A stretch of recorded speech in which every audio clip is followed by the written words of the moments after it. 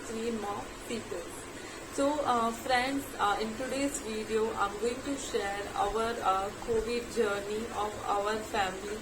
So हम सबको पता है कि सिचुएशन कितनी खराब है, और स्पेशली जब कोविड घर में आता है और घर में अगर छोटे बच्चे हैं या सीनियर सिटीजन्स हैं तो सिचुएशन और भी ज़्यादा टेंस हो जाती है. तो इसीलिए I wanted to share our journey कि हमने दो छोटे बच्चों के साथ and with two senior citizen parents हमने कैसे ये कोविड पीरियड निकाला और सरवाइव किया. So I would be really happy कि विद दिस वीडियो किसी को थोड़ी भी हेल्प मिल जाए या किसी को थोड़ी भी स्ट्रेंथ मिल जाए. So now let me start from the beginning कि कैसे Covid started in our family and how we just went through that. So we started on 12th of April. 12th April शाम को मुझे हल्का सा बॉडी एक हो रहा था एंड मुझे लगा कि वो दिन फर्स्ट हाफ थोड़ा ज़्यादा स्ट्रेसफुल था, तो मुझे लगा शायद उसकी वजह से मैं थक गई हूँ और उसके लिए मुझे बॉडी एक हो रहा है. बट संडे रात को इटसेल्फ मुझे हल्का सा बुखार आ गया था क्योंकि मुझे ठंड लग रही थी. सो मंडे सुबह ही first thing we did was मैंने अपने आप को आइसोलेट कर दिया and I started wearing the mask. So still मुझे ऐसा नहीं लगा था कि मुझे कोरोना है, बिकॉज मैं एक्सट्रीम प्रिकॉशंस लेती हूँ और उसके एक हफ्ते पहले तक मैं कहीं भी बाहर नहीं गई थी. एज केसेस बढ़ रहे थे तो मैं कहीं भी बाहर नहीं जा रही थी एंड इवन हमारे घर में जो भी चीज़ें आती थी वो सब हम सैनिटाइज कर देते हैं. तो मुझे नहीं लगा था कि मुझे कोरोना हो सकता है after all this precautions. But just to be careful मैंने अपने आप को आइसोलेट कर दिया and I started wearing the mask. But Monday भी सेम था कि मुझे फीवर एक दो बार आया एंड फिर बहुत हाई नहीं था, but yes I had the fever.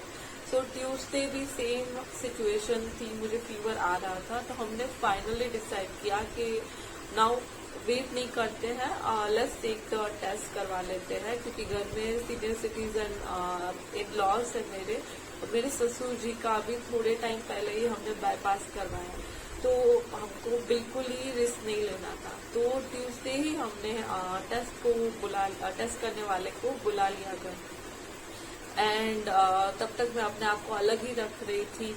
अलग रूम में मैंने अपने आप को आइसोलेट कर दिया था. I started wearing the mask and all and Wednesday जैसे ही मैं मॉर्निंग में उठी and I had the report on my WhatsApp that yes you are positive.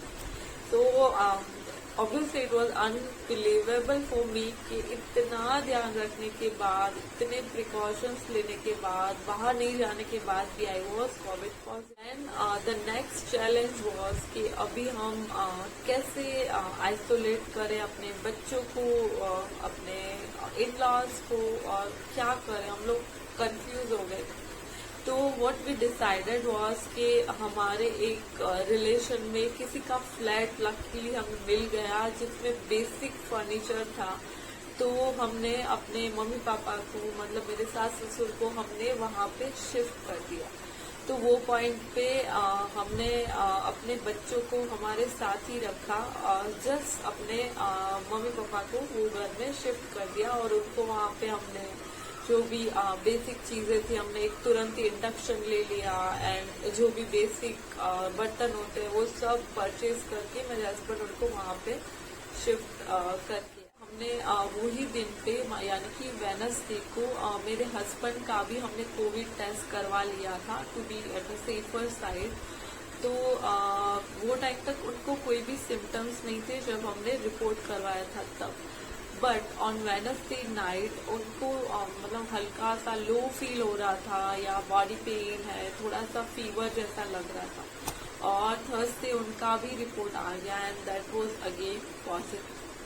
So हम लोग बहुत ही ज़्यादा वो टाइम पे डर गए थे कि अभी हम बच्चों का क्या करें. मैं भी पॉजिटिव हूँ, मेरे बच्चे भी पॉजिटिव हैं और दादा दादी के पास बच्चों को भेज नहीं सकते हैं क्योंकि वो थोड़ा रिस्की हो जाता. तो I just call my paediatrics कि अभी मैं क्या करूँ और बच्चों का हम कैसे ध्यान रखें ये सिचुएशन में। तो माई पीडिया से टू मी कि आप बिल्कुल ही पैनिक मत कीजिए। आपके बच्चे इतने दिन से आपके साथ है तो there are very good chances कि उनको भी कोविड हो सकता है। तो आप उनको आपके साथ ही रखिए, आप उनको कहीं भी मत भेजिए और आप जस्ट मास्क पहन के उनको आप उनकी केयर कीजिए। सो वी डिसाइडेड कि मेरे हस्बैंड उनको देखेंगे मास्क पहन के, क्योंकि उनका जो वायरस लोड था that was very less. His CT value was 29 and my CT value was 16 और यस मेरे हस्बैंड को एक वैक्सीनेशन भी लग चुका था। So then we had that option only. So उसके पापा यानी माय हस्बैंड उनको देख रहे थे मास्क पहन के। बट यस हम लोग बहुत वरीड थे कि हमारे बच्चों को कुछ ज़्यादा तकलीफ ना हो जाए। So but very with the gods grace मेरे बच्चों को एक मतलब I have the twins of 2.5 years। तो one of the twin had the light fever. उसको 2 या 3 बार फीवर आया था, बट हमने उसको पैरासीटामोल दे दिया and she was fine. And जो मेरी दूसरी ट्विन है उसको एक रात को हल्का सा बुखार आया था, मतलब उसका बॉडी लग रहा था कि गर्म है, बट मेरे हस्बैंड ने उसको कुछ भी नहीं दिया था। But in the morning she was fine and after that दोनों को कुछ भी और सिम्टम्स नहीं आए। So we are very much lucky for that. Symptoms की बात करूँ तो yes I had the fever for at least 8 to 9 days। मेरे को बहुत ज़्यादा वीकनेस थी and yes it was very tough as I told you कि my virus load was very high, that was 16 and even मेरा lung infection जो CT scan में आया वो रेशियो था 10 out of 25, यानी कि I had the 40% of the lung infection। And if I talk about my husband, उनको 2-3 दिन ही फीवर आया हल्का सा और हेडेक था और उनको बहुत ही माइल्ड सिम्टम थे। सो वो मेरे बच्चों का ध्यान रख पा रहे थे। एंड घर के खाने वगैरह के लिए मेरी नेबर है उनको मैंने बोला था, तो वो हमें खाना बना के डिस्पोजेबल्स में हमारे घर के बाहर रख देते थे। तो ऐसे हम मैनेज कर रहे थे और हमारे 14 days हमने ऐसे निकाल दिए और as of now already 21 days हो चुके हैं उसको and we all are doing good. And finally हमने अपने इन लॉज को घर बुला लिया है as we are now covid free. My key points to you would be कि आप अगर आपके घर में आता है तो आप बच्चों को लेके पैनिक मत कीजिए। इन नॉर्मल सिचुएशन अगर बच्चे इम्यूनो कॉम्प्रोमाइज नहीं है तो आपके बच्चों को नॉर्मल सिम्टम्स ही आएंगे और आपको सिम्टम स्पेसिफिक ही उनको दवाइयाँ देनी पड़ेगी। My second point would be कि आप अपने बच्चों को प्लीज़ अपने इन लॉज या सीनियर सिटीजन्स के साथ मत रखिए, क्योंकि वो लोग बहुत ही एक्टिव कैरियर्स हो सकते हैं।